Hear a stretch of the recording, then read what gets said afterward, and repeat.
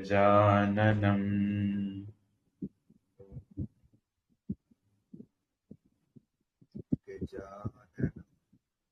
भूतगणादिसेवितं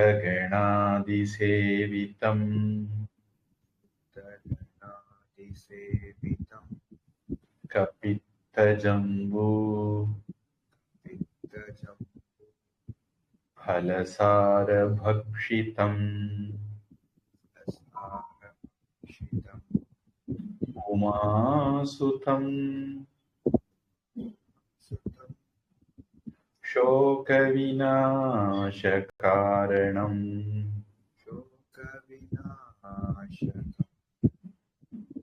नमामि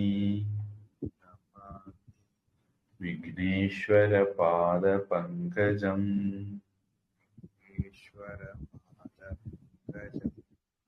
सरस्वती नमस्तुभ्यं वरदे कामरूपिणी विद्यारम्भं करिष्यामि सिद्धिर्भवतु मे सदा गुरुर्ब्रह्मा गुरुर्विष्णुः गुरुर्देवो महेश्वरः गुरुः साक्षात् परं ब्रह्म तस्मै श्री गुरवे नमः।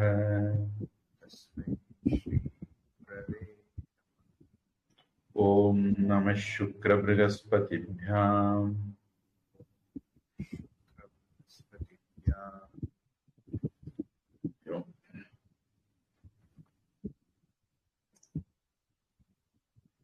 ஆடி மாசம் 29ஆம் தேதி தேய்பிறை சஷ்டி, அஸ்வினி நட்சத்திரம், விஸ்வாவசு வருஷம், 172வது வகுப்பு, 47வது வரியிலிருந்து பார்க்கணும்.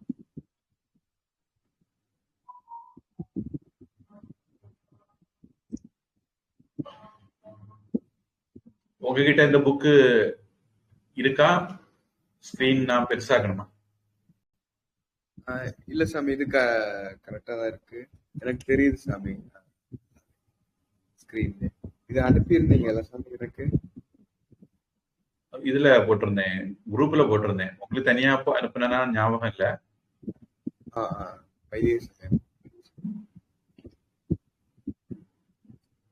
நான் டவுன்லோட் பண்ணி வச்சிருக்கேன்.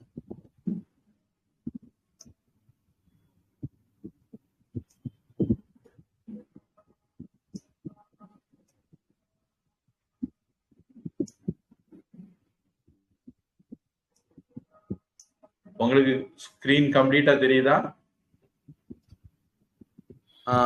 அந்த இது விண்டோ மட்டும் தெரியுது சாமி. அந்த டிவி ஓகே, அந்த இது ஃபுல்லாவே தெரியுது. சைடுல மேல எல்லாம் பார்டர் தெரியுதா? பார்டர் தெரியுது சாமி. அதாவது அந்த விண்டோ மட்டும் தெரியுது. சைடுல விண்டோவோட பார்டர் தெரியுது சாமி. இந்த எக்ஸ் பட்டன், மேக்ஸிமைஸ், மினிமைஸ், அது மட்டும் தானே தெரியுது? ஆமா ஆமா, அதுக்கு மேல தெரியல சாமி. ஏன்னா எனக்கு ரெண்டு விதமா தெரியுது, அதனால கேட்டேன். ஓ, நான் ஒரு ஸ்கிரீன்ஷாட் போட்டிருக்கேன்.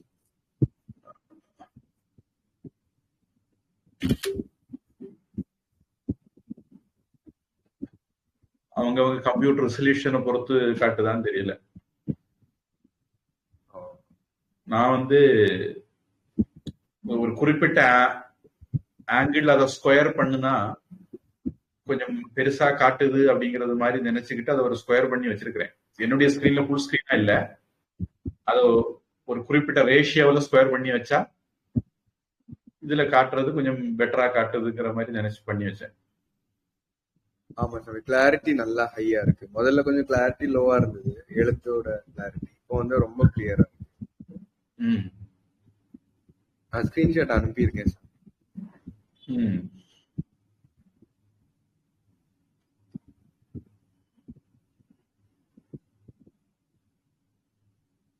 சரி.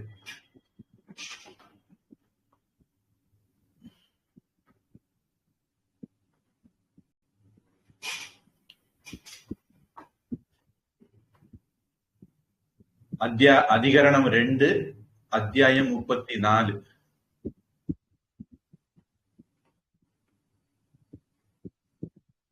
நாம இப்படி அதிகரணம் 15 அதிகரணம் பார்க்க வேண்டியிருக்கும். அத்தியாயம் சுமார் 150 பார்க்க வேண்டியிருக்கும் நினைக்கிறேன். பகவத்கீதையோட கொஞ்சம் பெரிய புக் தான் போல. இப்ப நாம இதுல 245வது பக்கத்துல 2வது பத்தியிலிருந்து பார்க்க வேணும். தலையாயதும் நல்ல நிறமும் நல்ல ஒளியும் உடையதும் தமனியமாகும். இது சம்ஸ்கிருதத்துல தப்பனியன்னு போட்டிருக்காங்க, இவங்க தமனியன் மாத்திருக்காங்க.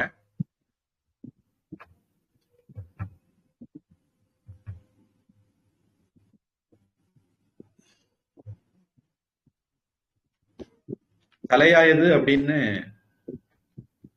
ஃபர்ஸ்ட் கிரேட், நம்ம இந்த இடத்துல அப்படியே அர்த்தம் எடுத்துக்கணும்.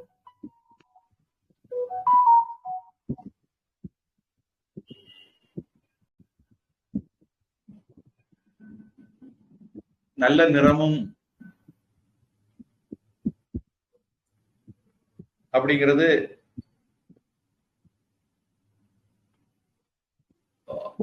மஞ்சள் நிறம், தங்கத்தினுடைய நிறத்துல இருக்கிறது. நல்ல ஒளி, நல்ல பிரகாசமா, பிரைட்டா, all the glitters are not gold, நல்ல கிளிட்டரிங்கா இருக்கிறது தமனியம். அதாவது உயர்ந்த தங்கத்துக்கு தமனியம்னு பேரு அப்படின்னு வச்சுக்கலாம்.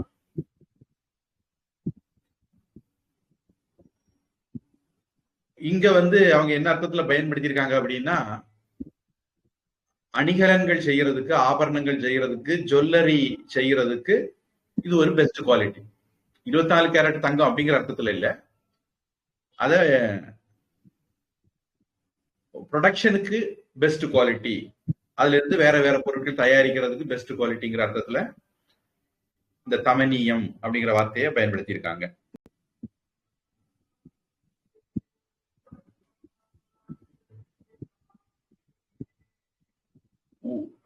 ஒத்த எடையுள்ள காரியத்தால் தூய்மை செய்யப்பட்டதும், மெல்லிய தகடு செய்து குடமிடப்பட்டதும், சிந்து நாட்டு உப்பினால் தேய்த்து ஒளியுண்டாக்கப்பட்டதும் ஆகிய பொன், நீலம், மஞ்சள், வெண்மை, பசுமை, கிளிப்பிள்ளை நிறம் என்னும் இந்நிறங்களுக்கு காரணமாகும். நான் கொஞ்சம் தப்பா படிச்சேன். ஒத்த எடையளவுள்ள காரியத்தால் தூய்மை செய்யப்பட்டதும், மெல்லிய தகடு செய்து குடமிடப்பட்டதும், சிந்து நாட்டு உப்பினால் தேய்த்து ஒளியுண்டாக்கப்பட்டதும் ஆகிய பொன், நீலம், மஞ்சள், வெண்மை, பசுமை, கிளிப்பிள்ளை நிறம் என்னும் இந்நிறங்களுக்கு காரணமா. அங்க பொண்ணுல கமா போட்டிருந்தது, நான் அந்த கமாவில போதுமான அளவு ஒரு பாஸ் கொடுக்கல. அதாவது ஒத்த எடையோட காரியம் சேர்க்கணும். அப்படி நம்ம முன்னாடி தூய்மைப்படுத்தும் போது பார்த்திருக்கிறோம், அது ஒத்த எடையில காரியம் சேர்த்து அந்த தங்கத்தை தூய்மை ஆக்கணும் அப்படின்னு. அப்படி சேர்த்து மெல்லிய தகடு செய்து குடமிடப்பட்டதும், அப்படி தங்கத்துல தகடு குடம் போட்டு பண்ணினதே, சிந்து நாட்டு உப்பினால் தேய்த்து ஒளி உண்டாக்கப்பட்டதும். அத இந்து உப்பு அப்படின்னு நம்ம ஊர்ல சொல்றாங்க. ஒரு பிங்க் கலர்ல ஒரு உப்பு இருக்கும். மருந்துகள்ல அதை அதிகம் பயன்படுத்துவாங்க. நம்ம சாதாரணமா பயன்படுத்துறது கடல்ல இருந்து தயாரிக்கப்படுற உப்பு. அதை சோடியம் குளோரைடு, உணவுல சேர்க்கிற நாம பயன்படுத்துற வெள்ளை நிற உப்புக்கு சோடியம் குளோரைடுன்னு கெமிக்கல் நேம். இது பொட்டாசியம் குளோரைடு. இது சைந்தவ கனம், சைந்தவ லவணம். சிந்து நாட்டுக்கு எதனால இது வருதுன்னு தெரியல. இது பாறையில இருந்து வெட்டி எடுக்கப்படுறது அப்படிங்கிற அபிப்பிராயம் இருக்கு. ஆனா இதுக்கு ராக் சால்ட் அப்படிங்கிற பேரு இங்கிலீஷ்ல பிரபலம். பதஞ்சலியில எல்லாம் கிடைக்கும். பொதுவா கொஞ்சம் விலை கூடுதலா இருக்கும். யாருக்காவது சோடியம் குளோரைடு அதிகமா இருக்கிறதுனால பிளட் பிரஷர் இருக்குன்னா அவங்க இந்த உப்பை எடுத்துக்கிட்டா இது பொட்டாசியம் குளோரைடு உடம்புக்கு போகும். சாப்பாட்டுல ருசி குறைக்க வேண்டாம், உப்பை குறைக்க வேண்டாம். செல்லுக்கு உள்ளுக்கும் வெளியேயும் சோடியம் பொட்டாசியமும் இருக்குமா. அதனுடைய ரேஷியோ ஒரு குறிப்பிட்ட விதத்துல மெயின்டைன் பண்ணப்படணும். அந்த ரேஷியோல மாற்றம் வந்ததுன்னா பிளட் பிரஷர் வரும். அப்போ யாருக்கு சோடியம் குளோரைடு அதிகமா இருக்கிறதுனால பிளட் பிரஷர் வருதோ அவங்க பொட்டாசியம் குளோரைடு எடுக்கும்போது அந்த ரேஷியோ சரியாகி பிளட் பிரஷர் சரியாகிறதுக்கான வாய்ப்பு இருக்கு. பொதுவா மருத்துவத்துல, ஆயுர்வேத சித்த மருத்துவத்துல இந்த உப்பை மருந்துகள்ல சேர்க்கிறாங்க. வட இந்தியாவில்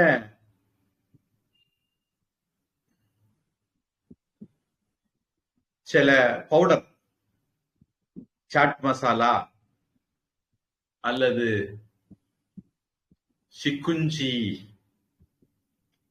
இன்னொரு பேர் உண்டு, எனக்கு இப்ப டக்கு ஞாபகம் இல்லை, அந்த மாதிரி ஒரு பொடி கிடைக்கும். இந்த மாதிரி பொடிகள்ல பலவிதமான ஜீரகங்கள், பலவிதமான உப்புகள் எல்லாம் போட்டு அந்த பொடி தயாரிப்பாங்க.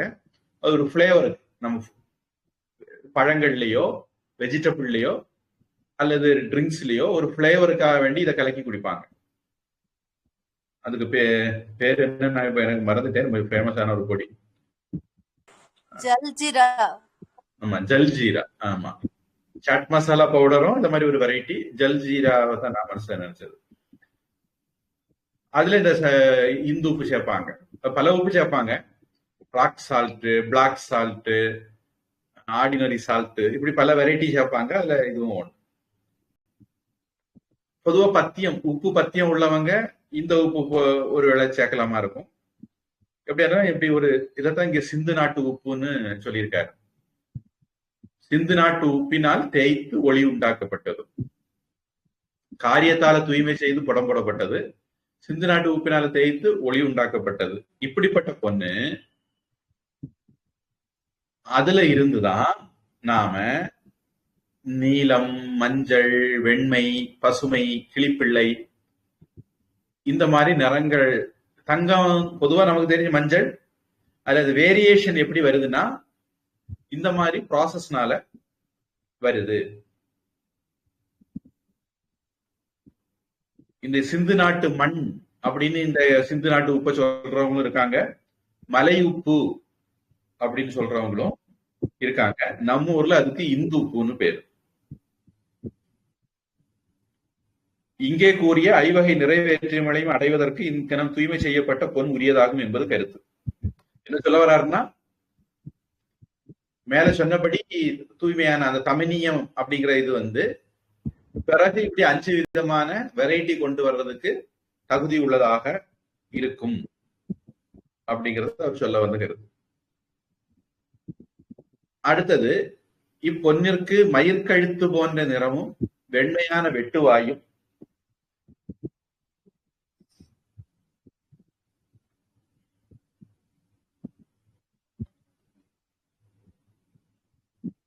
மிக்க ஒளியும் உடைய இரும்பினது நீற்றப்பட்ட மஞ்சள் நிறமான பொடியும் காரணமாகும்.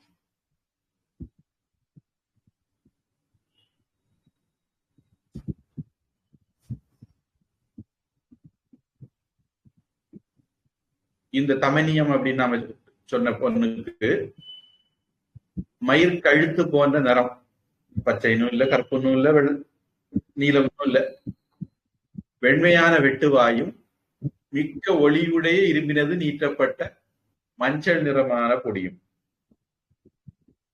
மஞ்சள் நிறமான பொடி அப்படின்னா மஞ்சள் நிறம் தெரிகிற அளவுக்கு நீட்டப்பட்ட பொடி அப்படின்னு அர்த்தம் எடுத்துக்கணும் அப்படின்னு சொல்றாங்க.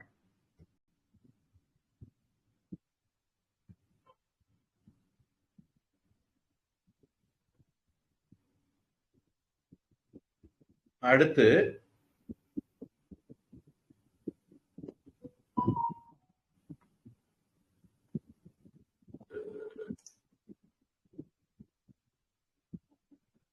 இது 48, இப்ப படிச்சது நம்ம 48வது வாக்கியம். 49 கால் உழுந்தளவு எடையுள்ள இரும்பு துகள் 16 உழுந்தளவு எடையுள்ள பொன்னிற்கு நிறம் பயப்பதாகும்.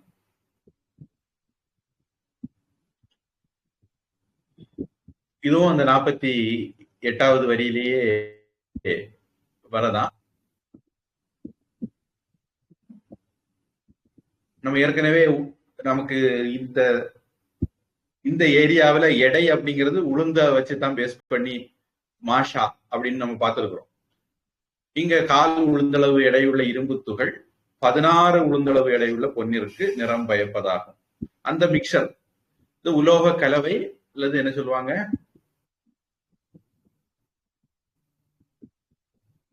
ஆங்கிலத்துல மறந்துட்டேன், அலாய். அலாய் அலாய் அந்த அலாய் உண்டாக்குகிற முறைகள், இந்த அலாய் உருவாக்குறதுனால தான் அது வேற வேற நிறங்கள் எல்லாம் கிடைக்குது அப்படிங்கிறத சொல்ல வர. அடுத்தது 49.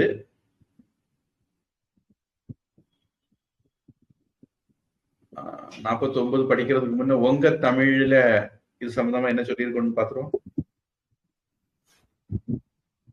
பிராக்கெட்ல தங்கத்தாலும் தங்கத்தோடு மற்ற உலோகங்களை கலந்தும் பல நிறங்களில் செய்யப்படும் ஆபரணங்களை குறித்து இப்போது கூறப்படுகிறது. தங்கத்தோடு சம அளவு ஈயம் கலந்து சிறு இழைகளாக செய்து பசு வரட்டியில் சுட்டு சைந்தவிக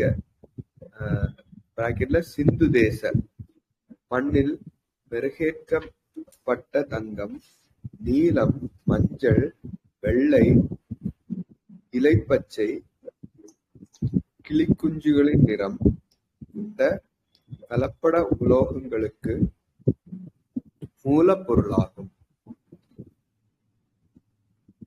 அது வரட்டியில வச்சு பண்ணணும்னு சொல்லியிருக்கு. சமஸ்கிருதம் என்ன சொல்லுதுன்னா பாக்கப்பத்திர பக்குவம். ஏற்கனவே பாக்கப்பத்திரம் பத்தி பார்த்திருக்கோம். அது ஒரு வெரைட்டி அப்படின்ட்டு அப்படியாதான் சமஸ்கிருதத்துல இருக்கு. மறுபடியும் இருக்க படிங்க. தங்கத்தோடு சம அளவு ஈயம் கலந்து சிறு இழைகளாக செய்து பசு வரட்டியில் சுட்டு சைந்தவ சிந்து தேச மண்ணால் மெருகேற்றப்பட்ட தங்கம், நீலம், மஞ்சள், வெள்ளை, இலைப்பச்சை, கிளிக்குஞ்சின் நிறம் கொண்ட கலப்பட உலோகங்களுக்கு மூலப்பொருளாகும். ஆமா, அது கொஞ்சம் இந்த நிறங்களுக்கு காரணமாகும் அப்படின்னு நமக்கு தமிழ்ல இருக்கு. மூலப்பொருளாகும்னு அந்த இதுல இருக்கு. எப்படி புரிஞ்சுக்கிட்டாலும் சரிதான். பிரகிருத்திர் பவதி பேஸ் அப்படிங்கிறது அதனுடைய அர்த்தம். அதுல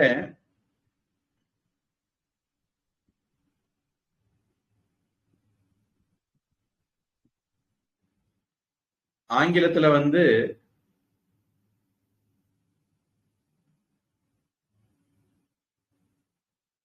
நீல பீத்த அப்படிங்கிறதுக்கு அநியாயமா டிரான்ஸ்லேட் பண்ணியிருக்காங்க. நீல ப்ளூ, பீத்தனா மஞ்சள் எல்லோன்னு வரணும், அவங்க ரெண்டுன்னு போட்டிருக்காங்க. ஸ்வேத வெள்ளை, ஹரித்த பச்சை, அதுக்கு எல்லோவுக்கு பிராக்கெட்ல ஹரிதன்னு போட்டிருக்காங்க. அவங்களுக்கு என்ன ஒரிஜினல் பாட்டம்னு தெரியல, அவங்க கையில கிடைச்ச பாட்டம் என்னன்னு தெரியல. கொஞ்சம் அநியாயத்துக்கு இருக்கு அந்த ஆங்கில டிரான்ஸ்லேஷன். உங்க இது தொடருங்க தமிழ்.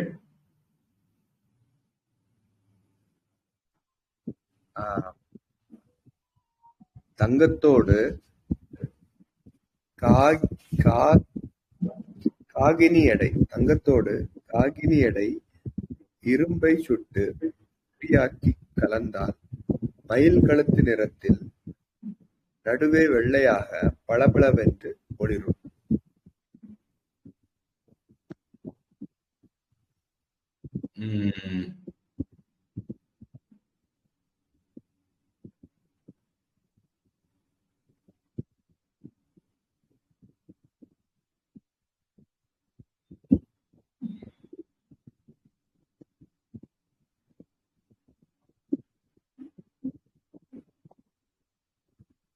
சமஸ்கிருதத்துக்கு ரொம்ப ஒத்து போறது மாதிரி டிரான்ஸ்லேட் பண்ணியிருக்காங்க. அடுத்தது அந்த இதுல அவ்வளவுதான் சாமி. அடுத்தது படிக்கிறேன். அல்லது சுத்தமான வெள்ளியை மூலப்பொருளாக உபயோகப்படுத்த வேண்டும். எலும்பு பொடி, மண், எலும்பு பொடி நாம இனிமேல் தான் வரணும். படிக்கலாம், பிரச்சனை இல்லை, படிக்கணும். உங்களுக்கு முந்தின வரையிலிருந்தே படிங்க. அல்லது சுத்தமான வெள்ளியை மூலப்பொருளாக உபயோகப்படுத்த வேண்டும். எலும்பு பொடி, மண் கலந்து தயாரித்த கலவையில் 4 முறை ஈயம், மண், சம அளவு பால் கலந்து தயாரித்த கலவையில் 4 முறை கடினமான மணலால் இது எப்படின்னா, எலும்பு பொடி, மண் கலந்து தயாரித்த கலவையில் 4 முறை ஈயம், மண், சம அளவு பால் கலந்து தயாரித்த கலவையில் 4 முறை கடினமான மணலால் தயாரித்த கலவையில் 4 முறை சுத்த மண்ணால் தயாரித்த கலவையில் 3 முறை கோமியம் கலவையில் 2 முறை என்று 17 முறை கூடம் போட வேண்டும். பிறகு அந்த 17 முறை கூடம் போட வேண்டும். பிறகு சைந்தவிக மண்ணால் சிந்து தேச மண்ணால் மெருகேற்ற வேண்டும். இவ்வாறு தயாரித்த வெள்ளியோடு காகனி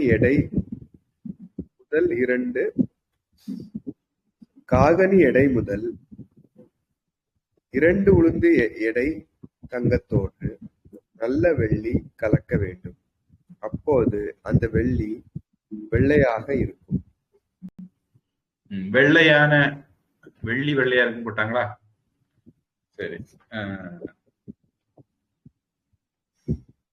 இவருடைய தமிழ், எலும்புத்தூள் கலந்த குகையில் 4 முறையும், சமநெடையுள்ள காரியத்தோடு கலந்து 4 முறையும், 4 4 8, காய்ந்த பரற்கல் குகையில் 4 முறையும், 8 4 12, களிமண் குகையில், இந்த குகைங்கிறது நாம ஏற்கனவே பார்த்திருக்கிறோம்.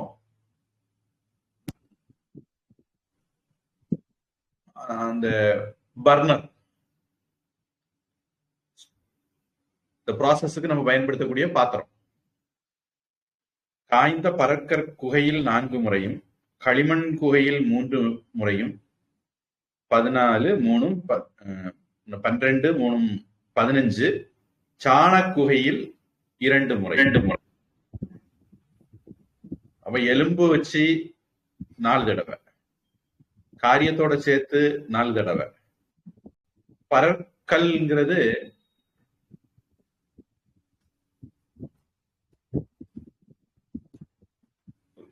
சமஸ்கிருதத்துக்கும் இதுக்கு ரொம்ப வேரியேஷன் இருக்கு. சுத்தம்னு எடுத்துக்கிட்டா அதுல 4 முறை, களிமண் குகையில 4 முறை, சாண வரட்டி அந்த புடம் போடுற முறை, எலும்பு தூளோட சேர்த்து புடம் போடுறது, காரியத்தோட சேர்ந்து புடம் போடுறது, சுத்த நாகத்தோட சேர்ந்து புடம் போடுறது, களிமண் கலந்து புடம் போடுறது, சாண வரட்டி கலந்து புடம் போடுறது. இது ஒவ்வொன்றிலையும் வேற வேற அளவுல ஹீட் உருவாகும். அனைவரும் முக்கியமான இது நம்ம என்ன பொருளை சேர்க்கிறோம்னு இல்லை, அந்த ஒவ்வொரு பொருளும் உண்டாக்கக்கூடிய ஹீட் வேரியேஷன் அப்படின்னு என்னுடைய ஒரு யூகம். இந்த வேற வேற ஹீட் வேரியேஷன்ல இனி அந்த பொருள்ல இருக்கக்கூடிய கெமிக்கலும் ஏதாவது சின்ன வேலைகள் பண்ணுமா இருக்கும். எவ்வளவு ஒரு காம்ப்ளெக்ஸ் ப்ராசஸ் நம்ம ஆட்கள் கண்டுபிடிச்சு அதை கடைபிடிச்சு வாழ்ந்திருக்காங்க அப்படிங்கிறது தெரியுது. இப்படி 17 முறை புடம் போடும். அப்புறம் சிந்து நாட்டு உப்பு மண்ணால், அது இந்து உப்புனால தேய்த்து ஒளி உண்டாக்கப்பட்ட மிக்க தூய்மையுடைய, முதல்ல சொன்ன நம்ம பார்த்தது தங்கத்துக்கு பார்த்துட்டு இருந்தோம், இப்ப வெள்ளிக்கு பார்த்துட்டு இருக்கிறோம். வெள்ளியிலும் இதே மாதிரி ஒரு ப்ராசஸ். மிக்க தூய்மையுடைய வெள்ளியும் காரணமாகும். அதாவது அது ஒரு பேஸ் மெட்டல். இப்படி ப்ராசஸ் பண்ணின வெள்ளி பேஸ் மெட்டல். அப்புறம் அந்த வெள்ளியில இருந்து நிறைய வெரைட்டி, நாம டீவியேஷன் வெரைட்டி எடுத்துக்கலாம்.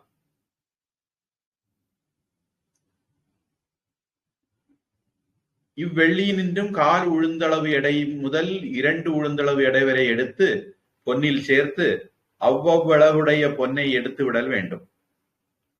எவ்வளவு வெள்ளி சேர்க்கிறோமோ அந்த அளவுக்கு பொன்னை எடுத்துட்டு மிக்ஸ் பண்ணணும். பின்னர் நிறவை சேர்க்கிறது. அப்புறம் என்ன கலர் வேணுமோ அந்த வேரியேஷனை உண்டாக்கிக்கலாம்.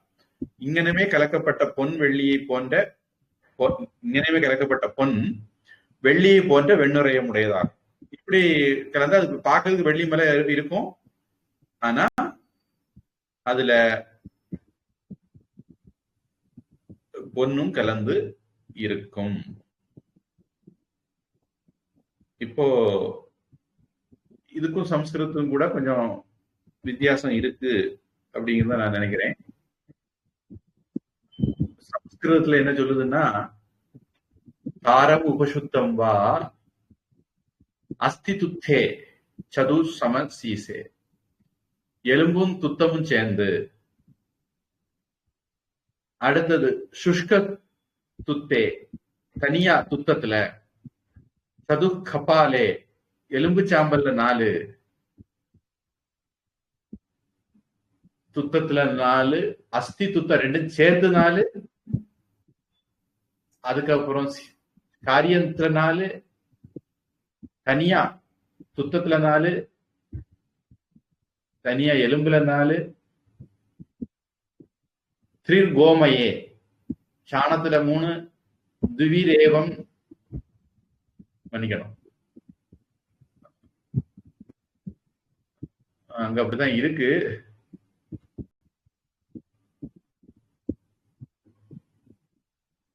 துவிரேவம் சப்ததச துக்காதிக்ராந்தம் சைந்தவக்கியா. நம்ம அதை அங்க கொண்டு போய் பார்த்துக்கணும். சைந்தவத்துல 2, சாணத்துல 3, எலும்புல 4, துத்தத்துல 4,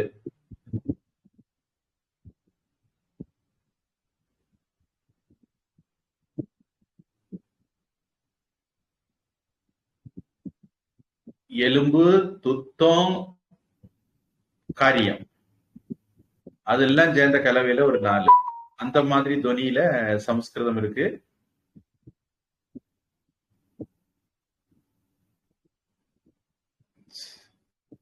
இது ஒரு அலாய்.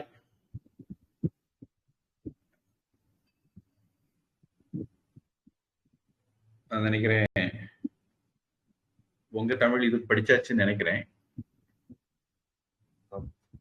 அடுத்தது, தமனியத்தின் 3 கூறு கலந்த பொன்னில் 32 ஒரு கூறு தூய்மை செய்யப்பட்ட வெள்ளியை கலந்தால் அது வெண்மையும் செம்மையும் கலந்த நிறமாகும். வெண்மையும் செம்மையும் கலந்த நிறம் எப்படி வரும் அப்படின்னா, தமனியத்தின் 3 கூறு. முதல்ல ஒரு தமனியம் உருவாக்கி வச்சிருக்கிறோம், அதுக்கு ஒரு ப்ராசஸ் சொல்லியிருக்காங்க, தங்கத்தை என்னெல்லாம் ப்ராசஸ் பண்ணணும்னு. இந்த கிளாஸ் தொடங்கின உடனே அந்த ப்ராசஸ் படிச்சோம். அடுத்தது, கலந்த பொன்னில் 32 ஒரு கூறு. தமனியத்தை கலந்த பொன்னுல 32 ஒரு கூறு தூய்மை செய்யப்பட்ட, மன்னிக்கணும், தமனியத்தில் 3 கூறு கலந்த பொன்னில், தமனியம் முதல்ல பொண்ணை ப்ராசஸ் பண்றோம், அதுக்கு தமனியம் பேரு. அதுல 3 போர்ஷன், 3:32 வரப்போகுது. அப்புறம் வெள்ளிக்கு ஒரு ப்ராசஸ் சொன்னோம், அந்த வெள்ளி ப்ராசஸ் முடிஞ்ச வெள்ளியில 32ல 1. அது 3 கூறு, இது 32ல 1 கூறு. தூய்மை செய்யப்பட்ட வெள்ளியை கலந்தால் அது வெண்மையும் செம்மையும் கலந்த நிறமாகும்.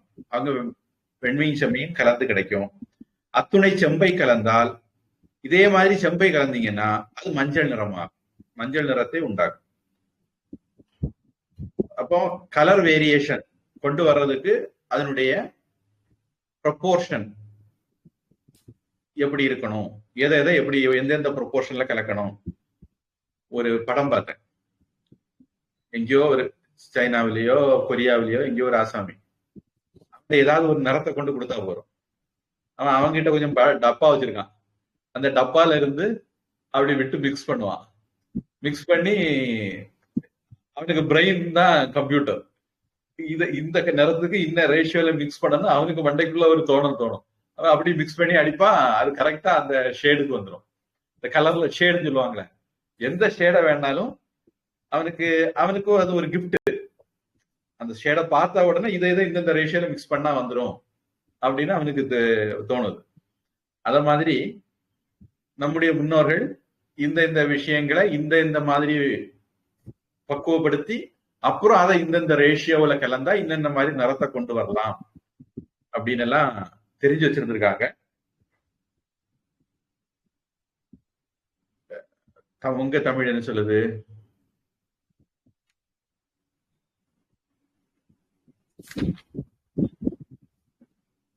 இது 51, 52 சமஸ்கிருதத்துல நாம இப்ப கவர் பண்றது.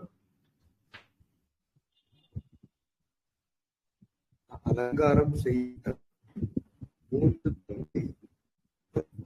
பங்கு வெள்ளை அது நிறமாக தாமிரத்தோடு கலந்தால் மஞ்சள் சாதாரணத்தை பண்ணால் மெருகேற்றி அதில் சுத்த தங்கத்தை 3 பங்கு தந்தால் மஞ்சளாகும். வெள்ளி 2 பங்கு அலங்கரிக்க வேண்டிய 1 பங்கு கலந்தால் பச்சம்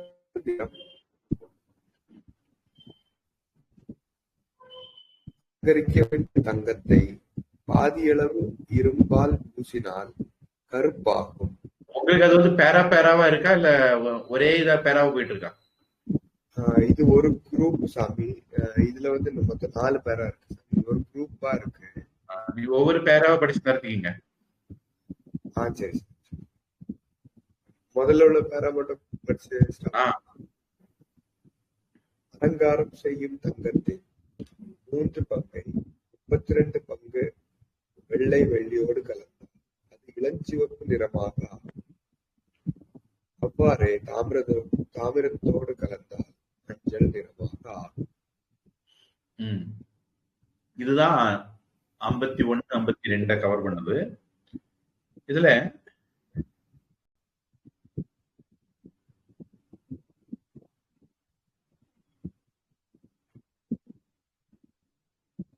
நாம உருவாக்கின அந்த வெள்ளி, ப்ராசஸ் பண்ண வெள்ளி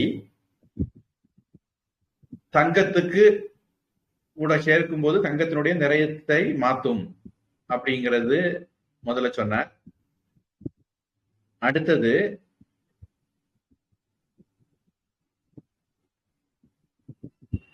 பொண்ணு 16 உளுந்தளவு எடை.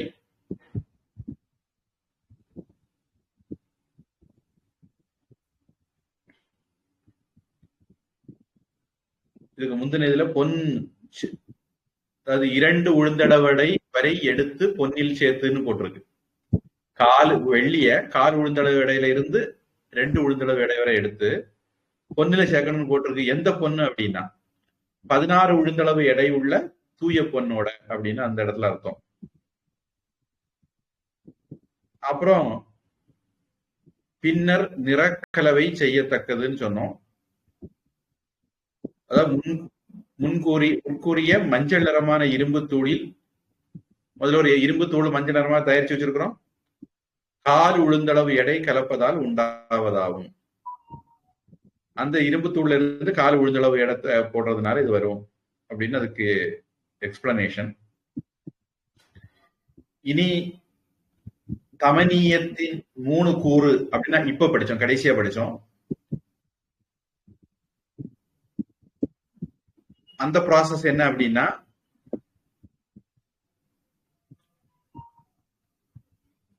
தூய்மை செய்யப்படாத பொண்ணை 32 கூறு படுத்தி 3 கூறு எடுத்துறணும்.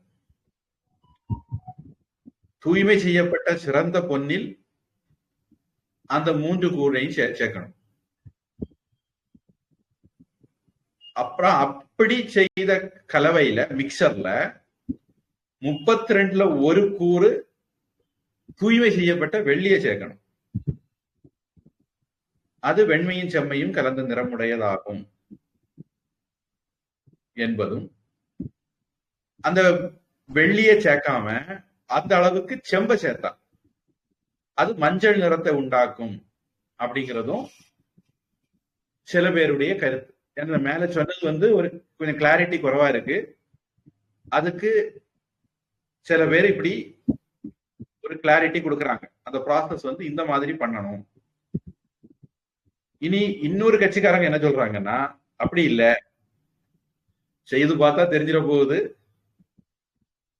செய்து பார்த்து கண்டுபிடிச்சு இதுல யார் சொல்ல சரின்னு நிரூபிக்க வேண்டியது நவீன தலைமுறைக்கு வேலை.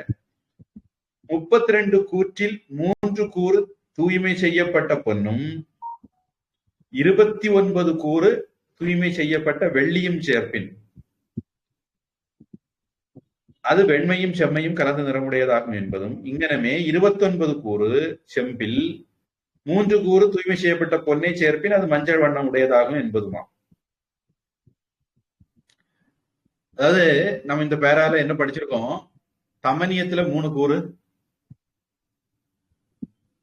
32ல ஒரு கூறு வெள்ளி அப்படின்னு படிச்சோம்.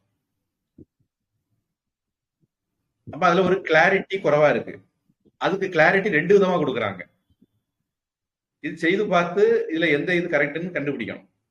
முதல் கட்சி என்ன சொல்லுதுன்னா,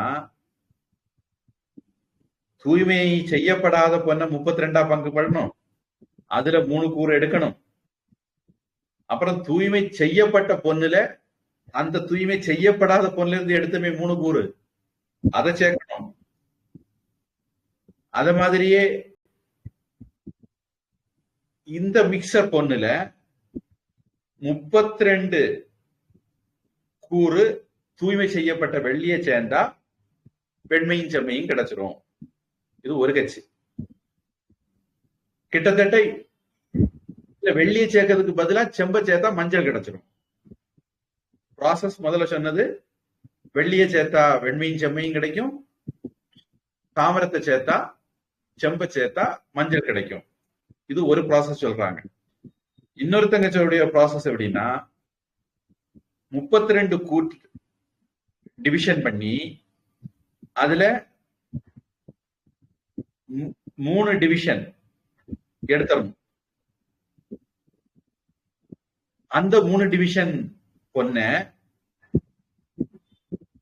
29 டிவிஷன், இங்க 3 பொண்ணு 29 வெள்ளி, 3:29 பொண்ணும் வெள்ளியும் இந்த ப்ரொபோர்ஷன்ல சேர்க்கணும். அல்லது 29 செம்பு 3 தங்கம் இந்த இதுல சேர்க்கணும். இப்படிங்கிறது ரெண்டாவது கட்சி.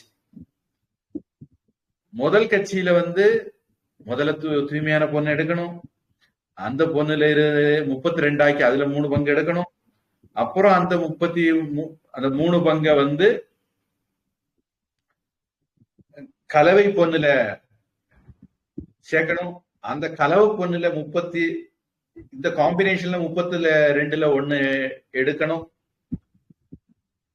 அதுல அந்த அளவுக்கு அதுல வெள்ளி சேர்க்கணும். அப்படிங்கிற மாதிரி ஒரு காம்ப்ளெக்ஸான ப்ராசஸ் முதல்ல உள்ளவங்க சொல்றாங்க.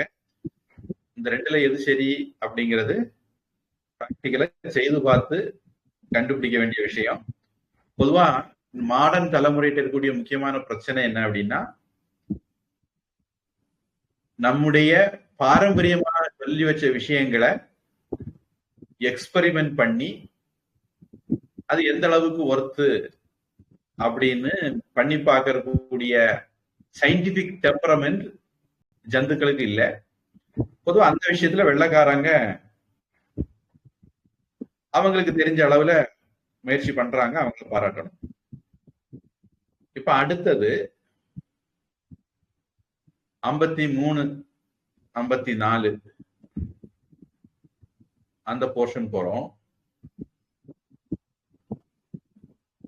தமனியத்தை சிந்து நாட்டு உப்பு மண்ணால் தேய்த்து, தமனியம்னா நம்ம முதல்ல ஒரு ப்ராசஸ் பண்ணி வச்சிருக்கிற தங்கம், ஒளி உண்டாக்கி மூன்றில் ஒரு கூறு கலப்பின் அது பொன்மையும் செம்மையும் கலந்த நிறமுடையதாகும். இது வந்து 53வது சமஸ்கிருதத்துல 53வது வரிக்கான டிரான்ஸ்லேஷன். உங்க புக்ல என்ன போட்டிருக்காங்க? சாதாரண தங்கத்தை சைந்திக மண்ணால் மெருகேற்றி அதில் சுத்த தங்கத்தை 3 பங்கு கலந்தால் மஞ்சளாக மாறும்.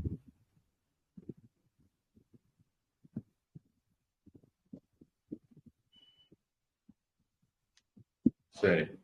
தமனி, இதுக்கு விளக்கம் வியாக்கியானம் என்ன சொல்றாங்கன்னா, தமனியம் அப்படிங்கிறது தூய்மை செய்யப்படாத பொன்னை குறிக்கக்கூடிய வார்த்தை அப்படின்னு சில பேர் நினைக்கிறாங்க. அல்லது மூன்றில் ஒரு கூறு தூய்மை செய்யப்பட்ட பொன் அப்படிங்கிறது இன்னொரு சாராருடைய கொள்கை. மூணாவது ஒரு கட்சி இருக்கு. வேதாந்தம் படிக்கும் போது சித்தாந்தி, அப்புறம் கேள்வி கேட்கிற ஒரு ஆள் உண்டு, அந்த அளவுக்கு பேர் இப்ப டக்கு ஞாபகம் இல்ல. அடுத்தது ஏகதேசி, அதாவது வழிபோக்குன்னு அர்த்தம். அவன் அந்த கட்சியும் பேசுவான், இந்த கட்சியும் பேசுவான். ஏகதேசி, இதுல வெரைட்டியா ஆள் இருப்பாங்க. அத மாதிரி இங்கேயும் மூணாவது ஒரு வெரைட்டி ஆட்கள் தமனியம் தூய்மை செய்யப்பட்ட பொன்னெனவும் மூன்றில் ஒரு கூறு செம்பு சேர்க்கப்பட வேண்டும் எனவும் கூறுவார். அதாவது தமனியம்னா என்ன அப்படிங்கிற விஷயத்துல அபிப்பிராய வித்தியாசம். ஒண்ணு தூய்மை செய்யப்படாத பொன், அதுல 3ல் ஒரு கூறு தூய்மை செய்யப்பட்ட பொண்ணு சேர்க்கணும். இன்னொரு கோஷ்டி தமனியம் தூய்மை செய்யப்பட்டதுதான், அதுல 3ல் ஒரு கூறு செம்ப சேர்க்கணும். அப்ப இந்த மாதிரி கலர் கிடைக்கும் அப்படின்னு சொல்றாங்க. அடுத்தது 54 சமஸ்கிருதத்துல தூய வெள்ளி 2 கூறும் தூய பொன் 1 கூறும் கலப்பின் அது பயறு போன்ற பசுமை நிறைவுடையதாகும். இப்ப நம்ம முதல்ல நமக்கு ஒரு லிஸ்ட் படிச்சுட்டாங்க.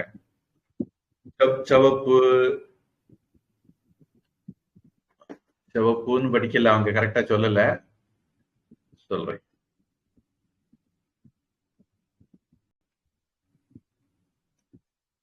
எங்க சொன்னாங்கன்னா 47வது சென்டென்ஸ்ல நீலம் நீல கலரு, பீத்தம் மஞ்சள் கலரு, ஸ்வேதம் வெள்ளை கலரு, ஹரித்தம் பசுமை, சுகபத்திரம் கிளிப்பச்சை, இப்படி எல்லாம் வெரைட்டி கிடைக்குன்னு சொன்னாங்க. ஒவ்வொரு வெரைட்டிக்கு என்ன விதமான காம்பினேஷன் அப்படிங்கிற டீட்டெயில் சொல்லிட்டு வராங்க. இப்ப 54ல பச்சை பயிர் கலர் எப்படி வருங்கிறதுக்கு சொல்லுவாங்க. தூய வெள்ளி 2, தூய பெண் 1, 2:1 வெள்ளியும் தங்கமும் எடுத்தா அது பயறு போன்ற கலர் கிடைக்கும் அப்படிங்கிறாங்க. உங்க தமிழ்? வெள்ளை வெள்ளி 2 பங்கும் அலங்கரிக்க வேண்டிய தங்கம் 1 பங்கும் கலந்தால் பைற்றம் பருப்பு நிறம் கிடைக்கும்.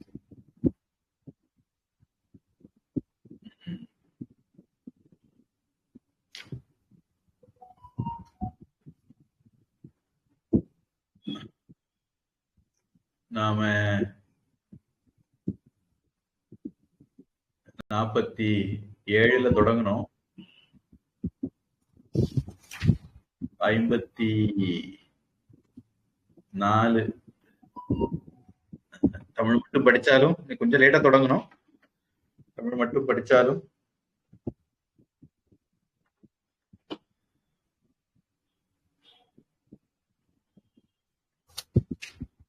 சரி. ஏதாவது கேள்வி இருக்கா? இல்ல சாமி, கேள்வி.